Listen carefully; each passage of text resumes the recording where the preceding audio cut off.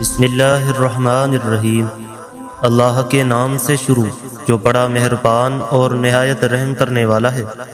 اللہ تبارک و تعالیٰ قرآن پاک میں ارشاد فرماتا ہے، اور ہر جان کو موت کا ذائقہ چکھنا ہے اور تم ہماری طرف ضرور لوٹائے جاؤ گے۔ پیارے دوستو، اللہ تبارک و تعالیٰ نے ہر ایک انسان کو دو چیزوں سے بنایا ہے، نمبر ایک روح اور نمبر دو جسم۔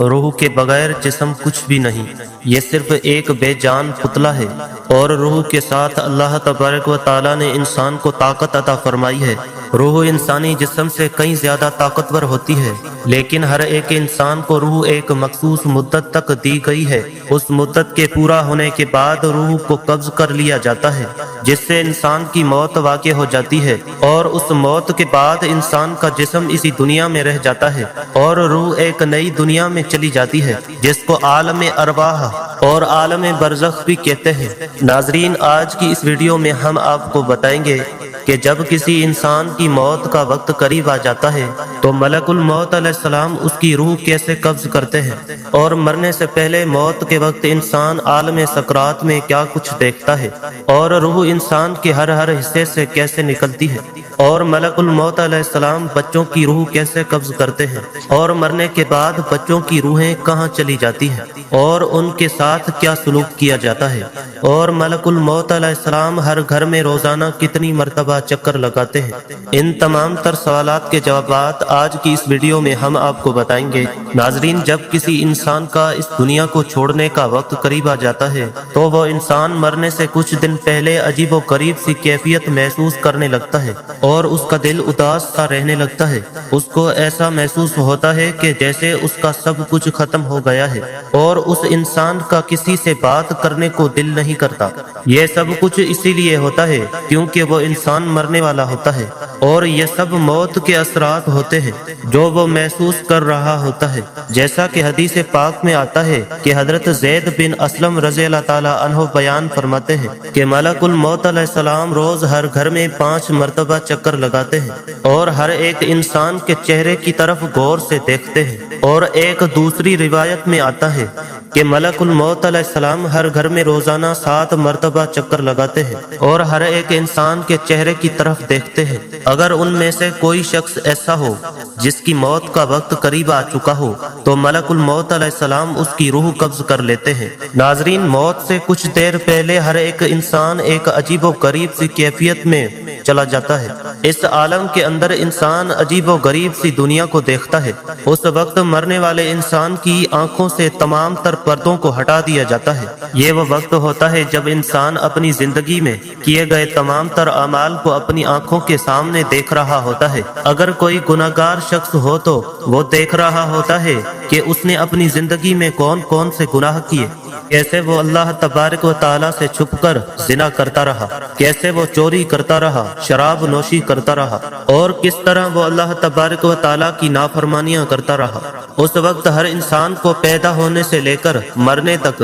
اس کی تمام تر زندگی دکھا دی جاتی ہے کہ اس نے اپنی زندگی کیسے گزاری، اور اس وقت ہر انسان کو یہ اندازہ ہو جاتا ہے کہ اس کا انجام کیا ہونے والا ہے۔ اور یہ وہ وقت ہوتا ہے کہ جب شیطان بھی مرنے والے کے سامنے آ کر کھڑا ہو جاتا ہے اور اس کو گمراہ کرنے کی کوشش کرتا ہے۔ اگر اس مرنے والے شخص کے ماں باپ فوت ہو چکے ہوں تو وہ شیطان اس کے ماں باپ کی شکل میں آ کر کہتا ہے کہ اے میرے بیٹے، ہم تمہارے ماں باپ ہیں، ہم تمہارا برا نہیں چاہتے، ہم تجھے تلقین کرتے ہیں کہ تو اسلام کو چھوڑ دے اور عیسائی یا کافر ہو کے مر، کیونکہ مرنے کے بعد یہی دین کام آنے والا ہے۔ اسی طرح شیطان اس مرنے والے شخص کے سامنے اس کے دوسرے عزیز و اقارب کی شکلوں میں آ کر اس کو گمراہ کرنے کی کوشش کرتا ہے۔ محترم ناظرین، ذرا غور کیجئے، یہ کتنا خطرناک مرحلہ ہوتا ہے کہ جس مرحلے کے اندر ایک طرف انسان کا ایمان ہے اور دوسری طرف انسان کے ماں باپ اس کے سامنے کھڑے ہیں۔ ایسے مرحلے کے اندر ایمان بچانا کس قدر مشکل ہو جاتا ہے، لیکن وہ لوگ جنہوں نے ساری زندگی اللہ تبارک و تعالیٰ کی فرما برداری میں گزاری اور اللہ تبارک و تعالیٰ کو راضی کرتے ہوئے اس دنیا سے چلے گئے، تو اللہ تبارک و تعالیٰ اس موڑ پر انسان کو اکیلا نہیں چھوڑتا۔ اور اپنے بندے کی مدد کرتا ہے اور اس کو ایمان پر ثابت قدمی عطا فرماتا ہے۔ اور اگر کوئی ایسا شخص ہو جس نے ساری زندگی اللہ تبارک و تعالیٰ کی نافرمانیاں کی اور اللہ تبارک و تعالیٰ کو ناراض کرتے ہوئے اس دنیا سے چلا گیا، وہ شخص عیسائی، پادری، یہودی یا کافر ہو کر مرتا ہے اور ہمیشہ ہمیشہ کے لیے واصل جہنم ہو جاتا ہے۔ ناظرین، عالم سکرات کے بعد انسان کی روح نکلنے کا مرحلہ شروع ہو جاتا ہے۔ اس مرحلے کے اندر ملک الموت علیہ السلام انسان کی روح قبض کرتے ہیں۔ پیارے دوستو، کچھ لوگ ایسے ہوتے ہیں جن کی روح پل بھر میں قبض کر لی جاتی ہے اور کچھ ایسے لوگ ہوتے ہیں جن کی روح تڑپا تڑپا کر نکالی جاتی ہے۔ محترم ناظرین، روح کا قبض ہونا انسان کے اعمال کے مطابق ہوتا ہے۔ اگر کوئی نیک انسان ہوتا ہے تو اس کی روح آسانی کے ساتھ قبض کی جاتی ہے، اور اگر کوئی برا انسان ہوتا ہے تو اس کی روح سختی کے ساتھ قبض کی جاتی ہے۔ جیسا کہ حدیث پاک میں آتا ہے کہ ایک دن حضرت عمر رضی اللہ تعالیٰ عنہ نے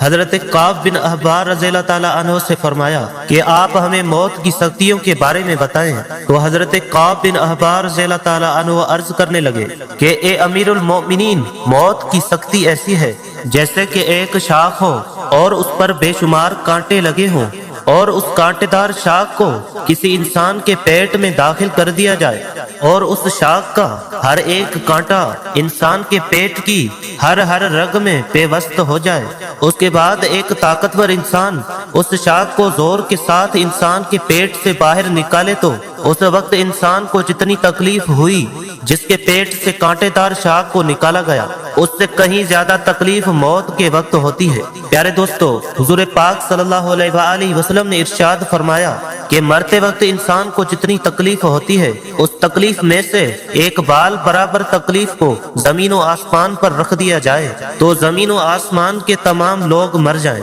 ایک دوسری حدیث میں حضور پاک صلی اللہ علیہ وآلہ وسلم نے ارشاد فرمایا کہ موت کی تکلیف 1000 مرتبہ تلوار مارنے سے زیادہ سخت ہے۔ محترم ناظرین، جب انسان کی روح نکالی جا رہی ہوتی ہے تو اس وقت موت کی شدت کی وجہ سے انسان چیخنے اور چلانے کی کوشش کرتا ہے، لیکن اس کی آواز کو بند کر دیا جاتا ہے اور اس کا جسم اتنا کمزور ہو جاتا ہے کہ وہ کسی سے مدد بھی طلب نہیں کر سکتا۔ روح کو سب سے پہلے پاؤں کی طرف سے نکالا جاتا ہے، اس کے بعد پنڈلیاں اور رانیں ٹھنڈی پڑ جاتی ہیں۔ اس طرح آہستہ آہستہ کر کے انسان کے جسم کے ہر حصے سے روح کو نکالا جاتا ہے، اور روح جب انسان کے گلے تک پہنچ جاتی ہے تو یہ وہ وقت ہوتا ہے جب انسان پر توبہ کا دروازہ بند کر دیا جاتا ہے۔ اس کے بعد کسی بھی انسان کی توبہ قبول نہیں کی جاتی۔ اس وقت ملک الموت علیہ السلام منہ کی طرف سے روح کو قبض کر لیتے ہیں اور انسان کا منہ کھلا کا کھلا رہ جاتا ہے